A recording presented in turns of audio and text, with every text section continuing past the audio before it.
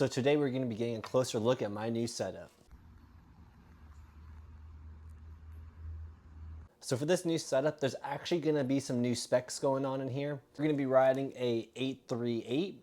In my previous setup video, I was riding an 8.5, about a 31-inch board with a 13.75 wheelbase. And that's the smallest wheelbase I've ever skated. And I felt with that small wheelbase, it was good for some things, but overall, I felt like it kind of was maybe even too small for me. But after I skated it and adjusted to it after a month or so, I was figuring it out. A lot of my foot placement had to be a little bit lower, but there were some points when I was olling and I felt like I was going ahead of the board. Like the board timing and me weren't matching up. And the other thing about that board, it was 8.5 and I was skating 8.25 for a while before that. So it kind of did feel a little bit wider. So I was out road street and I also picked this krooked board up, which is an 838, 31 3/4 long, and this one has a 14-inch wheelbase.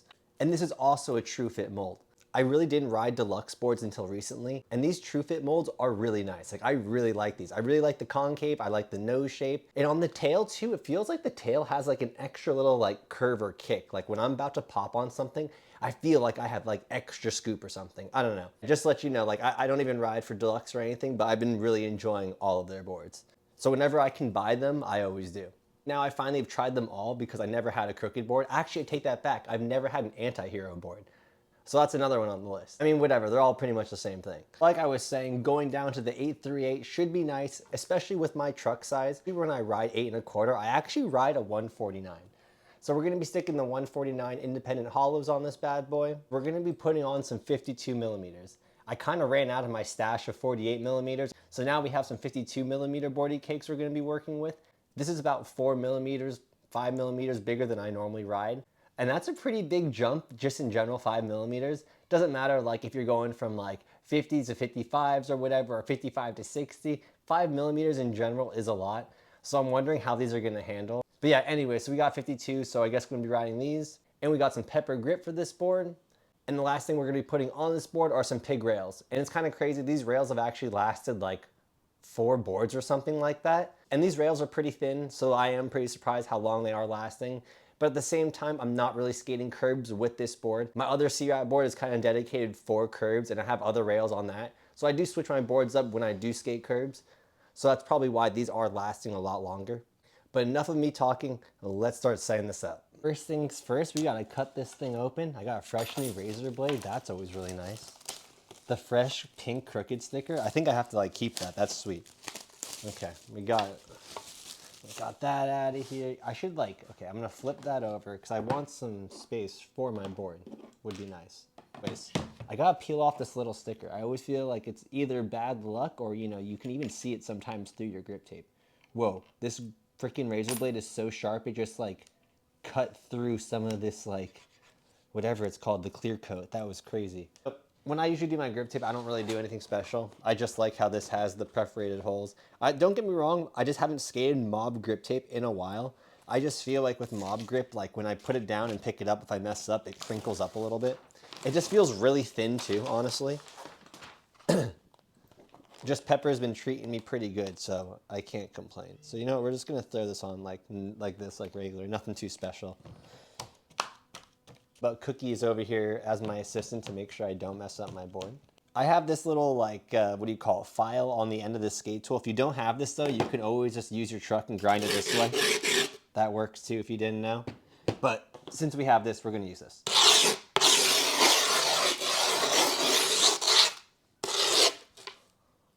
Boom. Easy peasy. Oh wow, the new razor blade cuts so good, wow.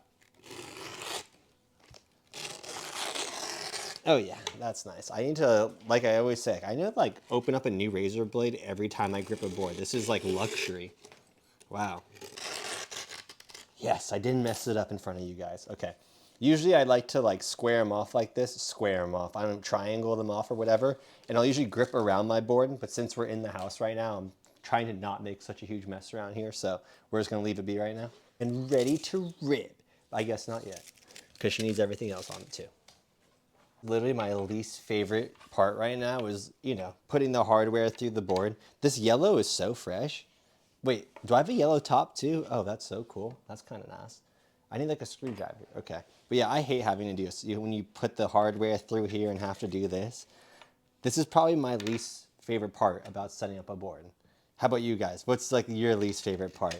I swear the second least favorite thing is probably taking my bearings out of my old wheels and having to put them in my new wheels. I need a bearing sponsor really bad. I feel like I go through bearings a lot.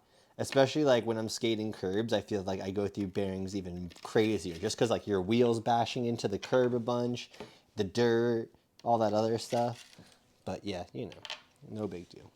Ooh, that went easier than I thought, just because, you know, we were talking it up. You guys helped distract me a little bit. My back truck on first. Yo, I need to start labeling my trucks. Oh no, this is definitely my crook in front crook mark for sure.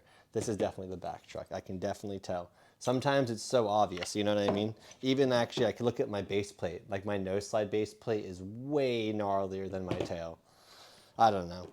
And I always love to tell this story whenever I'm putting my trucks on, because obviously like most of us, or at least most skaters, we always put our back truck on, have our front truck on, just because like bushings are like broken in that way, or like the grooves in your trucks obviously. But when I had a homie growing up, he used to purposely switch his trucks around every time he set up his board. And I think he was just saying it would like make his trucks last longer, his bushings like, you know, more like universal both ways, because he skated switch a lot too. Maybe that's why, actually, now that I think back on it more, he skated switch all the time. So that's probably why he was like always doing that. Because it was funny, even when he would do switch tricks, he would use the tail of his board, not his nose. This looks actually really nice, having the 149s on the 838. For me, it lines up pretty nicely. I'm not going to complain about it. And the reason why I have like a little bit wider of a truck on these boards is just because like when I do like crooked grinds, Smith grinds, feeble grinds, I like to have a little bit more surface to lock in. When I was skating like an 8-inch board, obviously the trucks were like a 129 or were they 139? I forgot, but it was literally too small. Like I had a hard time locking into crooked grinds. I had to be like way more precise, but also I was all over the like truck range. I was skating 215s, I was skating, you know, 169s, big trucks. So I would sit in my crooked grinds way more to the side versus more straight up. So that was like another thing when I started scaling down my board and my trucks. I didn't even realize that. So when I was doing feebles, smiths, crooks, like I almost had to adjust to that. And you have to be a little bit more precise, more on top of the grind.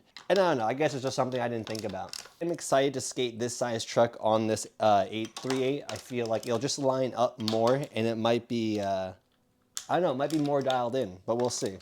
Also, I've been riding the Hollow Indies. I actually do feel they are obviously a little lighter. I think I weighed them in a video a while ago. I think they're like 100 grams lighter or something. And I mean, I swear to me that makes a big difference. I'm always trying to lighten up my board. I think that's going back to even why I always skated small wheels, because like it lightens up your board a lot. And especially back to when I was skating big boards, having the little wheels really made a difference.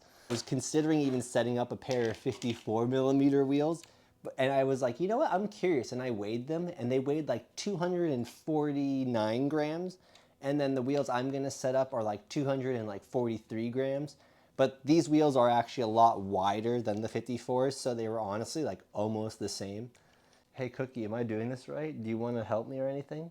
You gotta make sure your cat's on patrol, you know, making sure someone's doing something. All right, trucks are pretty much, they're looking good. But yeah, trucks are on the board. It looks fresh, it looks really nice. The shape just looks nice, the size looks nice, and yeah.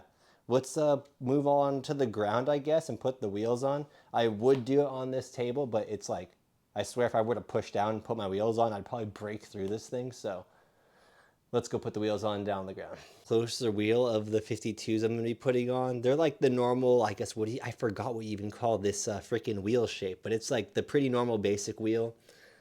The 48s I was riding, look how much, they're pretty wide. They're almost as wide as this. They're actually probably wider than the 52s, which is pretty crazy. But yeah, these got kind of flat from some back nose blunts, so we're going to put these on. And it's crazy because, yeah, oh, I like how this actually kind of matches the board too. Dang, it looks so big still. I swear it looks bigger than a 52. But this is honestly like my least favorite part right now, is having to like switch bearings out. I might just switch them all out right now on the one, and then I'll put them on my board. Ugh. Terrible. Ugh. All right. I don't even know if these bearings are even still good. These are some Bones Reds from like a few boards ago now. I mean, they're spinning, right? So they sound like they've had better days, but they are spinning. take one of those out, right? Is there? Yeah. We'll do a 1 and 1. Okay. All right, I guess this is what we're gonna do. I guess we'll hop around from wheel to wheel. Actually, these are 100 duros, so they are actually gonna be harder than this. So I actually like the 100. I like actually 101, 103. Like the harder the better for me. I do a lot of like nose slides and tail side tricks, so I've just noticed the harder wheel slides a little bit better for me. Helps me out a little bit more. I feel like I'm gonna be going so fast too now with these 52s. Gonna be flying. It's going to be like having 60s on this thing. It looks ginormous.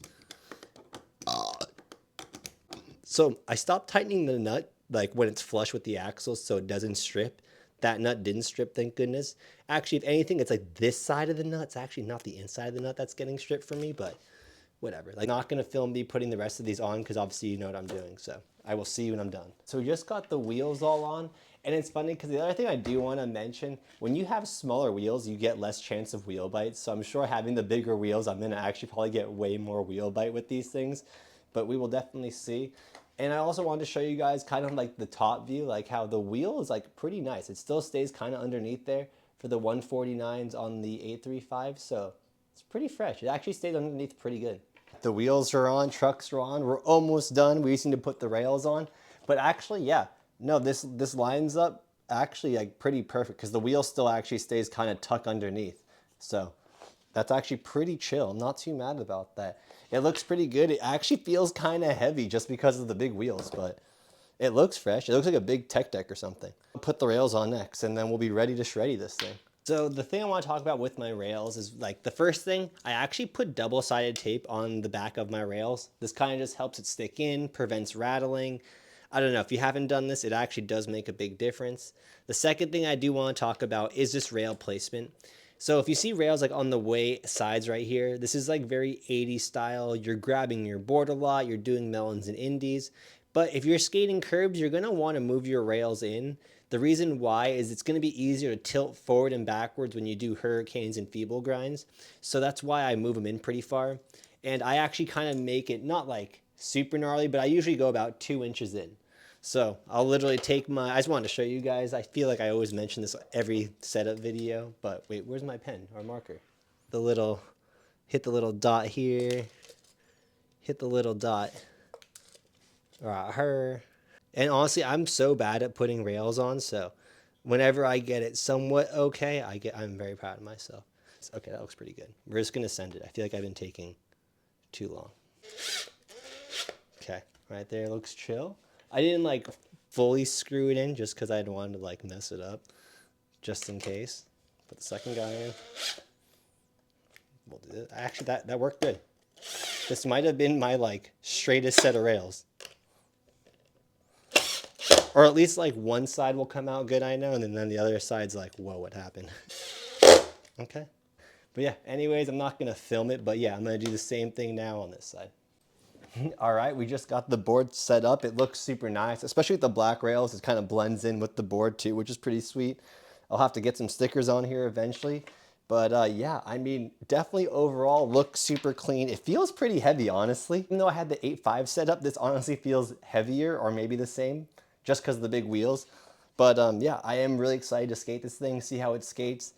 I haven't skated the big wheels in a while, so like I said, it'll be interesting to see how I like these.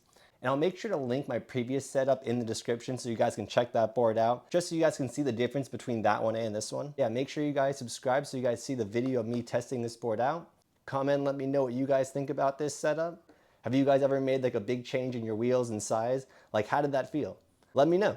Otherwise then, I mean, probably stop watching this video and go skate. Maybe fingerboard. I don't know. I am. Need this too.